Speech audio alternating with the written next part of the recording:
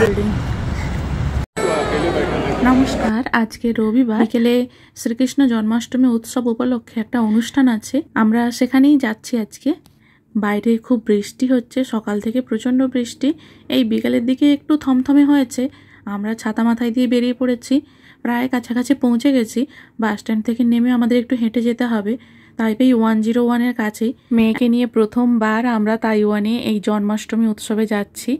এত মনের মধ্যে এক্সাইটেড, আমি প্রথমবার তাইওয়ানে এ ধরনের কোনো উৎসবে যাচ্ছি। ইসকনের আমি কোনো প্রোগ্রামে এখনো পর্যন্ত যাওয়ার সুযোগ আমার হয়ে ওঠেনি। নাম সংকীর্তন তাইওয়ানে বসে শুনতে পারবো, দেখতে পারবো, এটা ভেবেই আমার এত ভালো লাগছে। তারপরে ওখানে গিয়ে কি হয়, কেমন পরিবেশ, সব কিছুই আপনাদেরকে তুলে ধরবো। কোনো অনুষ্ঠানে আমরা যাইনি,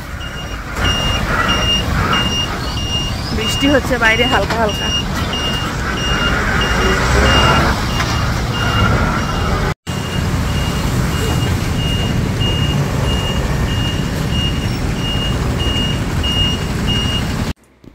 বাইরে এমন বৃষ্টি হচ্ছে, রাস্তায় বৃষ্টির জল পড়ে পুরো যেন পা একদম স্লিপ করছে।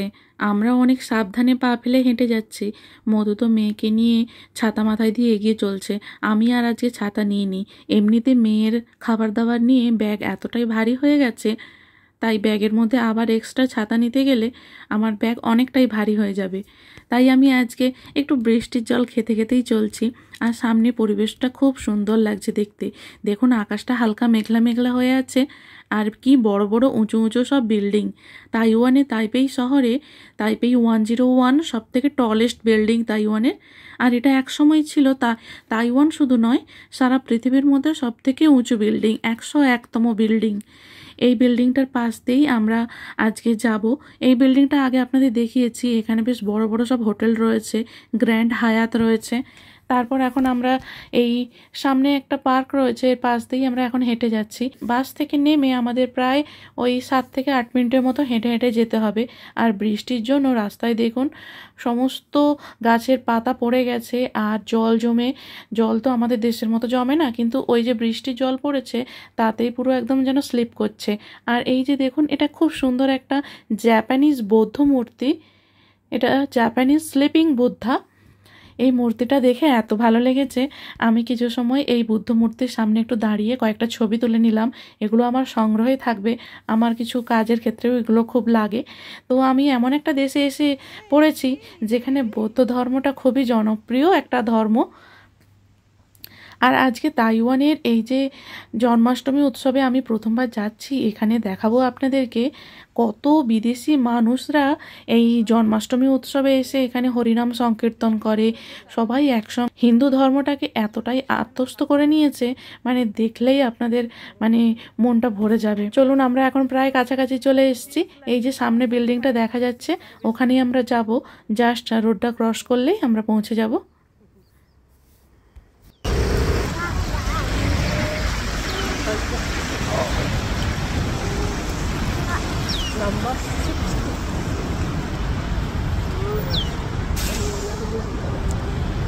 চলো চলো,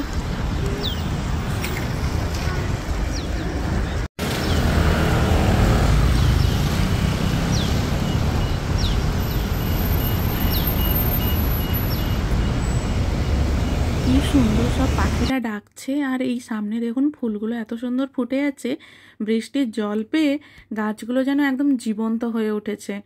সামনে এই যে বড় একটা বিল্ডিং দেখতে পাচ্ছেন, এখানেই আমরা আজকে এসেছি। এখানে আমরা হলের মধ্যে পৌঁছে গেছি। অনেকগুলো ফ্লোর রয়েছে, আমরা লিফটে করে নিচে ফ্লোরে এলাম, একদম গ্রাউন্ডের বেসমেন্টের ফ্লোরে। তারপরে আমরা দেখলাম যে প্রথমে থিয়েটার হলের মধ্যে হরে কৃষ্ণ নাম সংকীর্তন চলছে।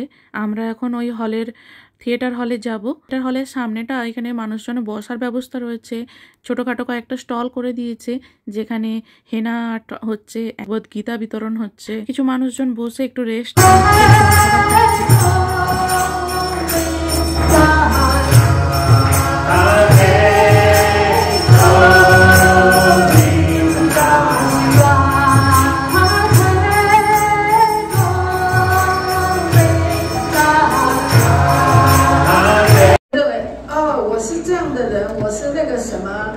我有什么什么，其实我们完全是附属的。Om Akena Viviranasya Gananjana Salakaya Chakshurunmullikam Jena Tasmai Sri Gurave Namaha. So the spiritual master comes down here to awaken us to the knowledge. 这段梵文师姐，我们讲了今天的感谢，讲了看到谁呀？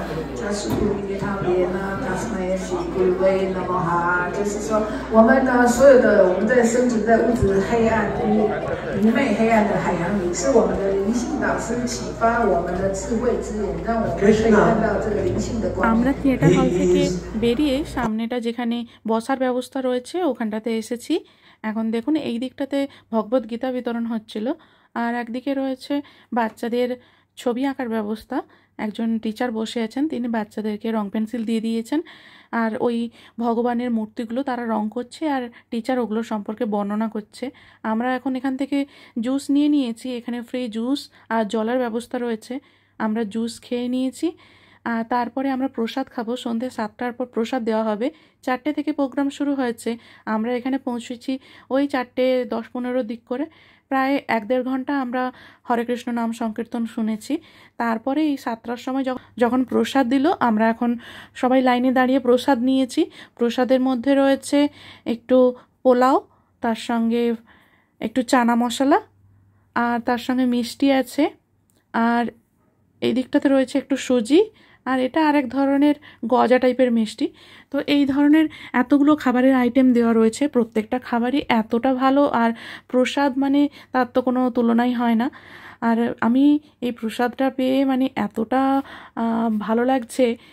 অনেক দিন পর আমি ঠাকুরের প্রসাদ মানে খেতে পাচ্ছি, ঠাকুরের প্রসাদ গ্রহণ করতে পাচ্ছি।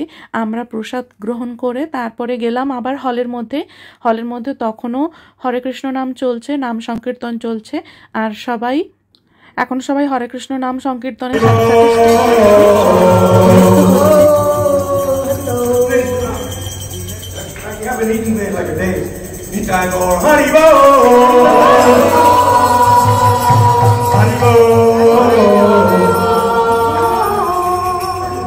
Haribo, Haribo,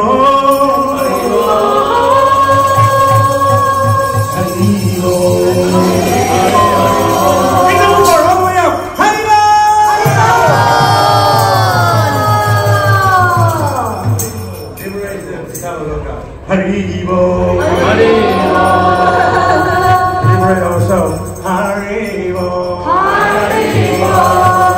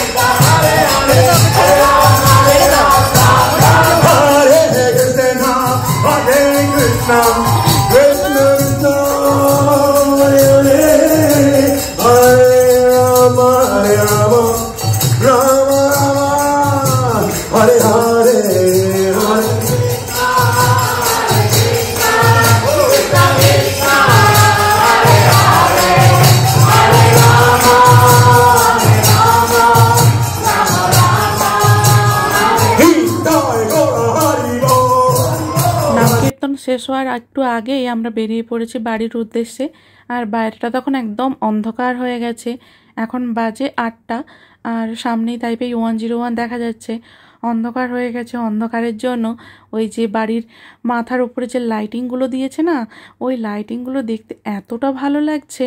দেখুন, এটা তাইপেই 101, পুরো একদম লাইট দিয়ে সাজানো। এখানে ওই লাইট অ্যান্ড সাউন্ড শো হয়, এটা দেখতে ভীষণ ভালো লাগে।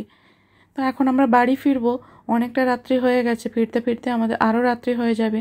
মাম্মা তো ঘুম পাচ্ছে, ও সেই বিকেল থেকে বেরিয়েছে, ওর তো খুব তাড়াতাড়ি বাড়ি ফিরতে হবে, ওর জন্যই আমরা এই সামনে থেকে বাস ধরবো। বাস স্ট্যান্ডের কাছে চলেই এসেছি প্রায়। বাসে করে ফিরতে আমাদের প্রায় 15 থেকে 20 মিনিট মতো সময় লাগবে। এত সংখ্যক চাইনিজ মানুষকে হরে কৃষ্ণ নাম সংকীর্তন করতে দেখে আমার যে মনে হচ্ছিল যেন আমি মথুরা বৃন্দাবনে চলে এসেছি। এত সংখ্যক মানুষ কৃষ্ণ প্রেমে নৃত্য করছে, তার সাথে এত ভারতীয় মানুষজনদের দেখে অনেকের সঙ্গে পরিচয় হলো। বেশ ভালোই আজকে দিনটা কাটলো। আর কৃষ্ণ নাম শ্রবণ করে কিছুটা হলেও একটু পুণ্য অর্জন করতে পারলাম।